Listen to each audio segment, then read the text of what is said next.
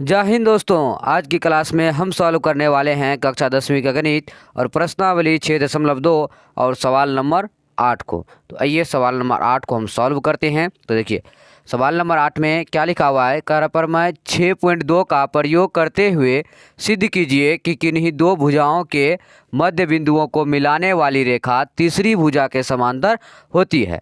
याद कीजिए कि आप कक्षा 9 में ऐसा कर चुके हैं। तो ये कह रहा है कक्षा 9th में दिया हुआ है। इससे पहले ये सवाल कक्षा 9th में ऐसा कर चुके हैं, ये याद कीजिए 9th वाले जो भी पढ़े हैं। तो इसमें देखिए प्रमेय 6.2 का प्रयोग करने के लिए कह रहा था। हम क्या करेंगे, प्रमेय 6.1 या फिर 6.2 हो, पहले एक त्रिभुज बना लेंगे। यहाँ पे हम एक त्रिभुज बना लेते हैं और इसका क्या करते हैं, नाम रख देते हैं। इसका नाम रख देते हैं ए, इसका बी और इसका सी। तो क्या हो गया, त्रिभुज ए बी सी। तो क्या कर रहा है कि 6.2 का प्रयोग करते हुए सिद्ध कीजिए कि किन्हीं दो भुजाओं के मध्य बिंदु, दो भुजाओं के मध्य बिंदु मतलब ये एक भुजा है, इसके जो है मध्य बिंदु जो है, इसका मध्य बिंदु मतलब बीच वाला, इसका मध्य बिंदु मध्य बिंदुओं को मिलाने वाली रेखा तीसरी भुजा के समांतर है। किसके समांतर है, तीसरी भुजा, पहला दूसरा तीसरा, इसके समांतर है। तो हम क्या करेंगे, यहाँ से यहाँ तक मिला देंगे। अब ये दोनों क्या हो गया, समांतर हो गया। तो तीसरी भुजा के समांतर होती है, ये हमें सिद्ध करना है। तो सवाल को एक बार फिर समझिए कि अगर प्रमेय 6.2 का प्रयोग करते हुए सिद्ध कीजिए कि किन्हीं दो भुजाओं के मध्य बिंदु, मतलब दो भुजाओं के मध्य बिंदु, पहला भुजा का ये मध्य बिंदु और दूसरा भुजा का ये मध्य बिंदु, मध्य बिंदुओं को मिलाने वाली रेखा तीसरी भुजा के समांतर है। हमें ये सिद्ध करना है कि ये और ये जो रेखा मिलाती है ये दोनों समांतर है, ये हमें सिद्ध करना है। तो हम क्या करते हैं, इसको लिख देते हैं P और इसको लिख देते हैं Q, इसका हम नाम रख दिए। अब चलिए अब यहाँ पे हम क्या करते हैं, सॉल्व कर लेते हैं। तो सबसे पहले हम लिख देंगे यहाँ पे हल और लिखेंगे, क्या लिखेंगे कि दिया है, क्या सब दिया है वो लिख लेंगे। पहले हम लिखेंगे दिया है, लिख दिए। इसमें क्या दिया हुआ है, तो पहले यह त्रिभुज ABC है, तो लिखेंगे दिया है त्रिभुज ABC में, ABC में क्या है, AB का मध्य बिंदु P है ना, AB के मध्य बिंदु P। तो लिखेंगे में AB का मध्य बिंदु, लिखेंगे मध्य बिंदु क्या है, P है, तथा AB का मध्य बिंदु P है तथा AC का मध्य बिंदु क्या है, Q है। तो लिखेंगे तथा AC का मध्य बिंदु क्या है, Q है। ये हम लिख दिए। और देखिए हमें सिद्ध क्या करना है वो देखिए, यहाँ पे हम लिखेंगे सिद्ध करना है, सिद्ध करना है, लिख दिए।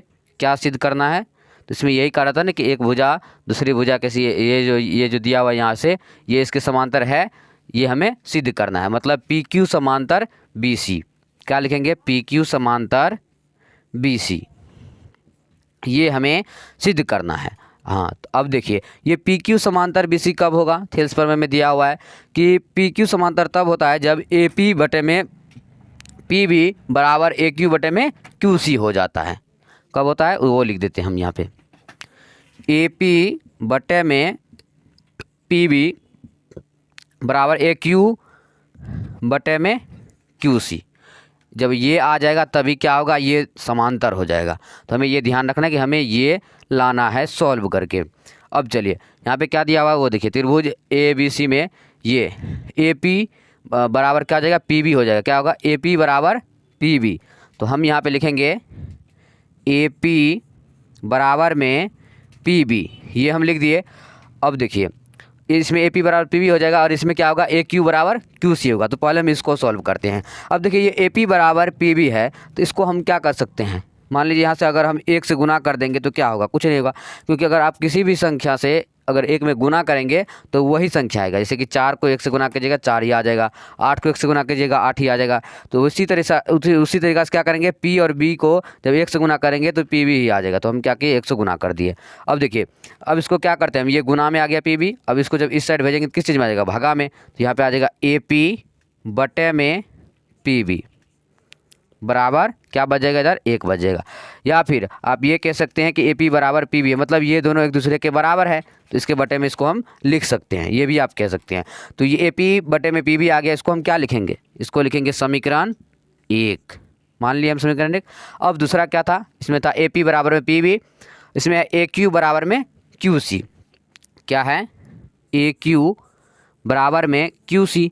तो इसमें भी 1 से गुना किए थे तो उतना ही आया था, इसमें भी क्या करेंगे 1 से गुना कर देंगे हम। तो इसमें भी क्यू सी को जब 1 से गुना करेंगे तो क्यू सी ही आ जाएगा। तो ये इधर आ गया ए क्यू बराबर क्यू सी गुना 1। तो क्यू सी किस चीज़ में आ गया, गुना में, इसको इस साइड भेज देंगे किस चीज़ में आ जाएगा, भागा में। तो ए क्यू बटे में क्यू सी बराबर आ जाएगा यहाँ पे 1 आ जाएगा। तो हम यहाँ पे क्या किए 1 लिख दिया और इसको लिख देते हैं हम समीकरण 2। लिख दिए समीकरण 2।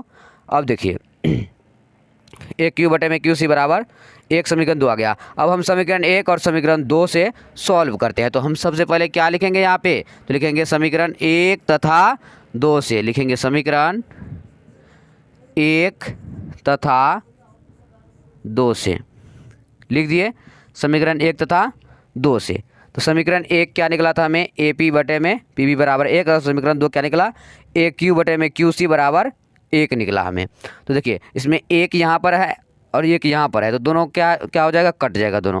तो क्या बच गया, ए पी बटे में पी बी, ए पी बटे में पी बी बराबर ए क्यू बटे में क्यू सी, ए क्यू बटे में क्यू सी, क्योंकि इसमें भी 1 कट गया इसमें भी 1 कट गया।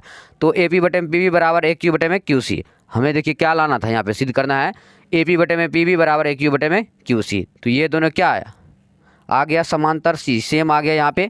तो इसका मतलब क्या हो जाएगा कि पी क्यू समांतर बी सी है। यही सिद्ध करने के लिए करता कि पी क्यू समांतर बी सी हमें सिद्ध कीजिए। तो सिद्ध कब होगा, जब ये आएगा, और ये हमें क्या यहाँ पे आ चुका है। तो इसका मतलब पी क्यू समांतर बी सी है। तो हम यहाँ पे क्या लिख सकते हैं, प्रूव्ड, और यहाँ पे लिख सकते हैं प्रमेय 6.2 से। लिख दिए, इसको हम क्या के सॉल्व कर दिए। यानी कि आज की क्लास में हम प्रश्नावली 6.2 का सवाल नंबर 8 को सॉल्व कर दिए। और आज के लिए बस इतना ही। अब अगले दिन अगले क्लास साथ मिलेंगे, तब तक के लिए जय हिंद, वंदे मातरम।